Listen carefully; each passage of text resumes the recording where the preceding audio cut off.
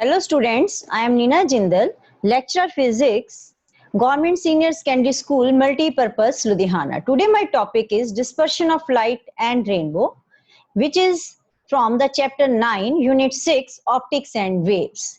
So in this we will study what is dispersion of light, what is the reason of it, and some phenomena related to this.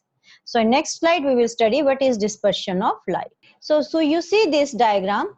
So this is a prism in which on which the white light falls, and it splits up into 7 colors, beautiful 7 colors: violet, indigo, blue, green, yellow, orange and red. So it means white light consists of these 7 colors. जब इस type के medium से पास किया तो ये split up होगी अपने 7 colours में. This phenomena of splitting of white light into its constituent different colors on passing through the transparent medium like prism is called dispersion. And this band of 7 colors is called spectrum.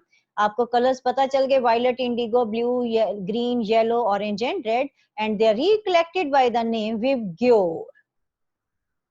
Clear? So now in the next slide we will study what is the cause of dispersion. So now what is the cause of dispersion? These are the main 2 points. Each color has its own wavelength. It means red color has different wavelength, blue has different wavelength, green, yellow all have the different wavelengths. Wavelength क्या होती है? Just एक आपको remind करा देती हूँ. अगर ये वेव ऐसे जा रही है तो डिस्टेंस बिटवीन टू कंसेक्टिव, यहां से लेके ये डिस्टेंस जो है, दिस इज वेवलेंथ. ठीक है, यहां तक. तो distance between two consecutive crust, जब आप इसका सेंटर पॉइंट लेते हो तो इसका भी सेंटर पॉइंट ले लो, this is also called wavelength. तो हर जैसे अलग अलग वेव्स है, कोई वेव ऐसे जा रही है तो इसका मतलब इसकी वेवलेंथ क्या होगी? ये कम होगी. इसकी वेवलेंथ ज्यादा है. So each colour has its own wavelength. Refractive index of a material depends upon the wavelength. जो नेचर ऑफ द मटेरियल है, जो उसका रिफ्रैक्टिव इंडेक्स है लाइट को, ठीक है, के लिए, तो वो डिपेंड्स अपॉन द वेवलेंथ. तो रिफ्रैक्टिव इंडेक्स भी आपने पढ़ा होगा, mu is equal to c upon v. So velocity of light is different, ठीक है, depending upon the refractive index. So relation, that is all the colors move with different velocities in the same material because the refractive index जो है वो wavelength के ऊपर depend करे. So ये हो गया relationship between the two is given by Cauchy. Cauchy's formula उसको कहते हैं mu is equal to, mu means refractive index, so this is equal to refractive index. Mu is equal to a plus b upon lambda square plus c upon lambda raised to power 4 plus so on, where a, b, c are constant. तो यहां से हमें पता लगे mu is inversely proportional to wavelength. अगर wavelength बढ़ेगी तो mu कम होगा. ठीक है, अगर wavelength increase कर रही है तो refractive index of the material for that wavelength will decrease. ठीक है, अब नेक्स्ट हम चलते हैं आगे. तो उसी को हम आगे लेके जा रहे हैं. 7 colors of the wave. तो 7 रंग है. 7 रंगों में से हमें मालूम है, जो इसमें से हमें मालूम है जो वेवलेंथ है रेड की सबसे ज्यादा है और वायलेट की सबसे कम है, ये हमें मालूम है, और बाकी कलर्स के इन दोनों के बीच में है. So according to Cauchy's formula अगर हम ले तो रिफ्रैक्टिव इंडेक्स म्यू किसका सबसे ज्यादा होगा? जिसकी वेवलेंथ ज्यादा उसका रिफ्रैक्टिव इंडेक्स कम है, और जिसकी वेवलेंथ कम है उसका रिफ्रैक्टिव इंडेक्स ज्यादा है. ये उल्टा हो गया. ठीक है. So from Cauchy's formula, refractive index is maximum for violet light and minimum for red light.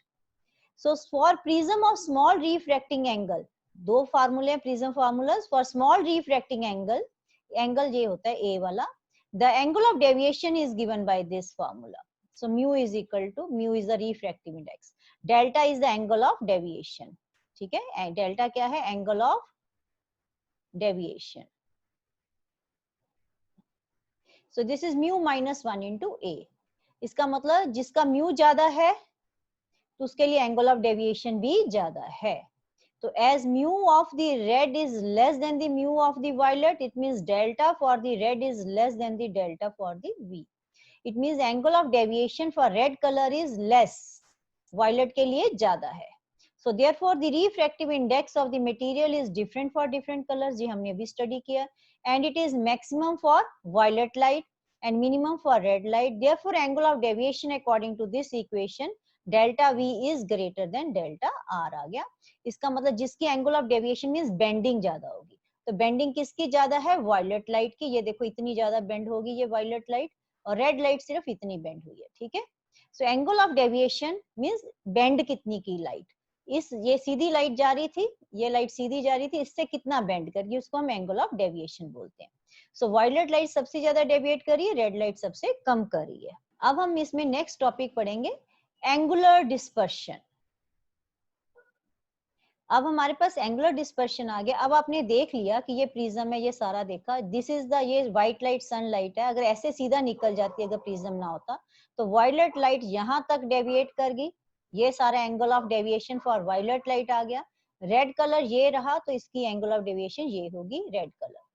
तो इसका मतलब ये स्प्रेडिंग होगी हमारी रेड से लेके वायलेट कलर. येलो कलर को हम मीन कलर कहते हैं, तो बीच वाला रंग ले लेते हैं मीन कलर. ठीक है.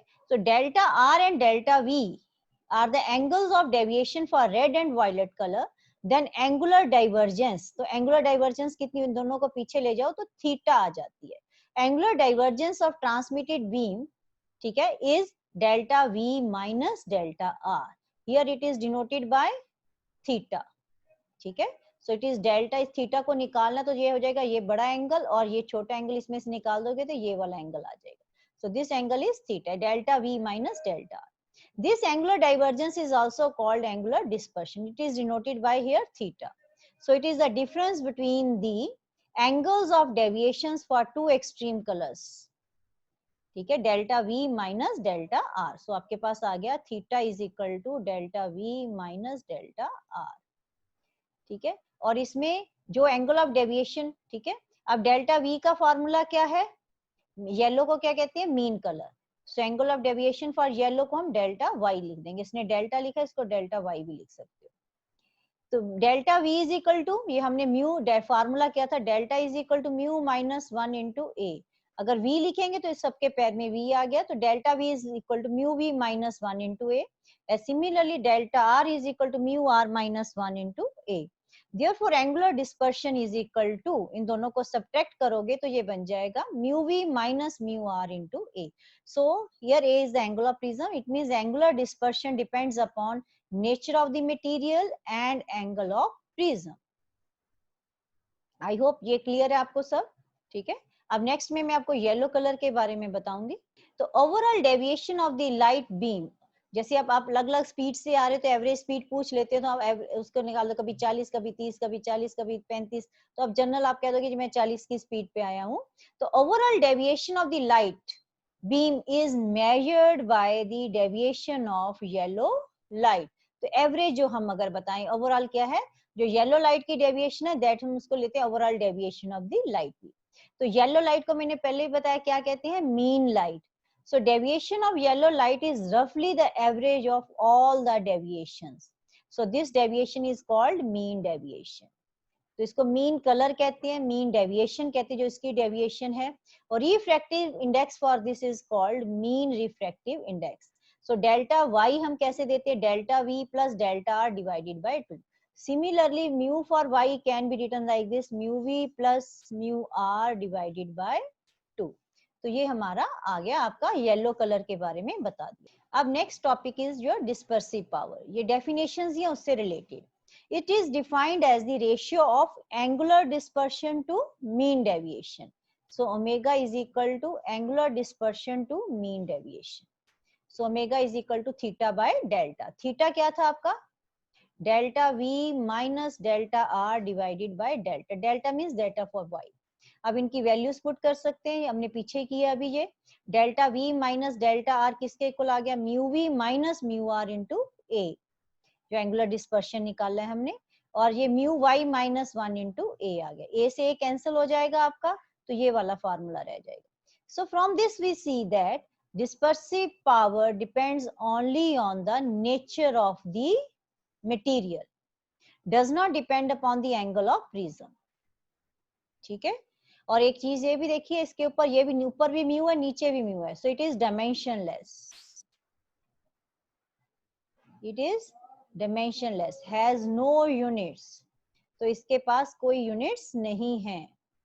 तो ये डिस्पर्सिव पावर की. अब एक छोटा सा numerical related to this.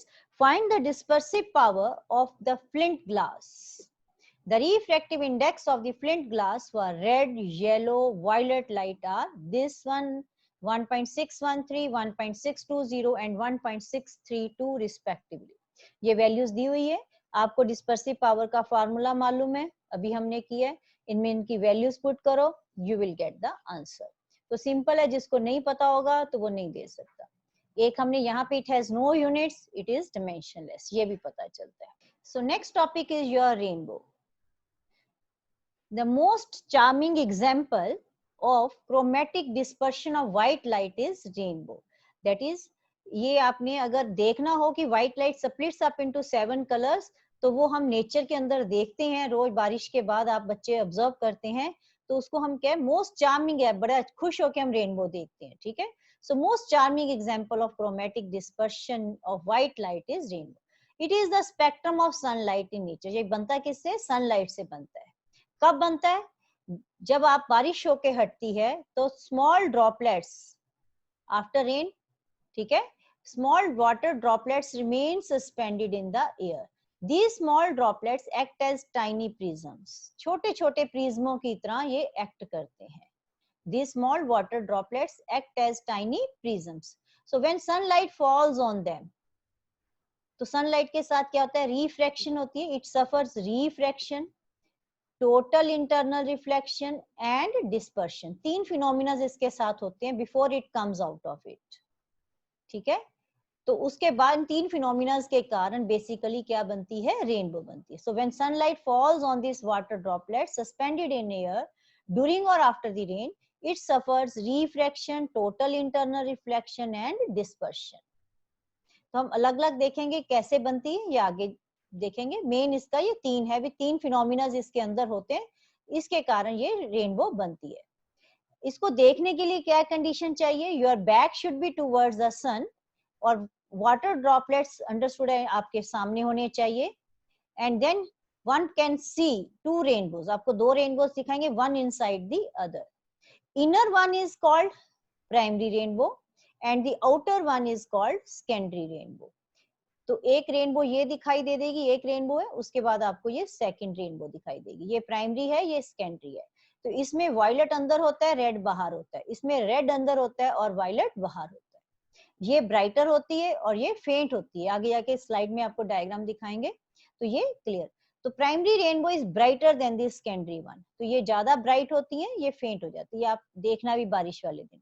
And it shows all the colors. Primary rainbow shows all the colors of the spectrum with violet on the inner side and red on the outer side. ठीक है, और secondary में क्या है? Secondary rainbow also shows all the colors with red on the inner side and violet on the outer side. और ये faint होती है थोड़ी, ये brighter ज्यादा है, ये इससे थोड़ी कम bright है. In this diagram we will see how the primary rainbow is formed. ठीक है, अब इस डायग्राम में हम देखेंगे how the primary rainbow is formed. अब ये सनलाइट आ रही है, ये वाटर ड्रॉपलेट है, यहाँ पे ये रिफ्रैक्ट होगी. रिफ्रैक्शन के साथ ही उसकी डिस्पर्शन हो गई.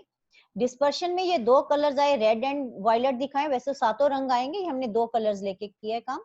तो ये रेड कलर यहाँ पे इसकी क्या होगी? टोटल इंटरनल रिफ्लेक्शन, TIR जिसको शॉर्ट में टोटल इंटरनल रिफ्लेक्शन होगी. ये बेंड होके सेम यहाँ पे आ गई, यहाँ से द्वारा रिफ्रैक्शन हुई और ये बाहर आ गई और आपके आई पे पहुंच गई. इसी ढंग से वायलेट लाइट की टोटल इंटरनल रिफ्लेक्शन यहाँ पे हुई, ये बेंड कर गई सेम. ठीक है, यहाँ पे आई तो रिफ्रैक्शन से ये बाहर निकल के आई पे चली गई. जो रेड कलर है आप देख रहे हो, ठीक है, रेड कलर इसने यहाँ से इसको लेके बनाया है. It subtends an angle of 42 degree with the eye. और जो वायलेट कलर है, it subtends an angle of 40 degree at the eye. ठीक है, और रेड कलर की डेविएशन कितनी हुई? अगर मैं इसको एक्सटेंड कर दूं तो ये वाला एंगल क्या बन जाता है? Angle of deviation. तो ये अंदर वाले को एंगल ऑफ डेविएशन ही बोलेंगे, क्योंकि ये इस लाइट ने सीधे जाना था, ये ऐसे जाना था सीधे. तो ये कितने एंगल से? ये एंगल से बेंड कर दिया, ऐसे मुड़ गई, तो ये एंगल ऑफ डेविएशन होता है. ठीक है, सनलाइट सफर्स ए प्राइमरी रेनबो. प्राइमरी हमने देखा, प्राइमरी रेनबो के लिए क्या हुआ? उसके पास 2 रिफ्रैक्शंस और एक टोटल इंटरनल रिफ्लेक्शन हुई before it come out of it. ठीक है, जब रेनबो से बाहर आती है. और dispersion takes place at both ends. Sunlight suffers a refraction to enter the water droplet followed by one total internal reflection, उसके बाद total internal reflection हुई from its inner surface, and then again a refraction to come out of it. Dispersion takes place at both refractions. For red light, the maximum deviation is ये वाला angle जो है 137.8, जब कुछ किताबों में 138 भी लिखा हुआ है. So therefore the angle of subtended at the eye is 42.2 या 42. अगर 138 लोगे तो 42 आ जाएगा, इसको तो 42.2 आ जाएगा. For wider light this angle is 40.6, जब कुछ किताबों में 40 डिग्री भी लिखा हुआ है. ठीक है, ये डिफरेंट वेरिएशंस हैं, तो अप्रोक्सीमेशंस हैं.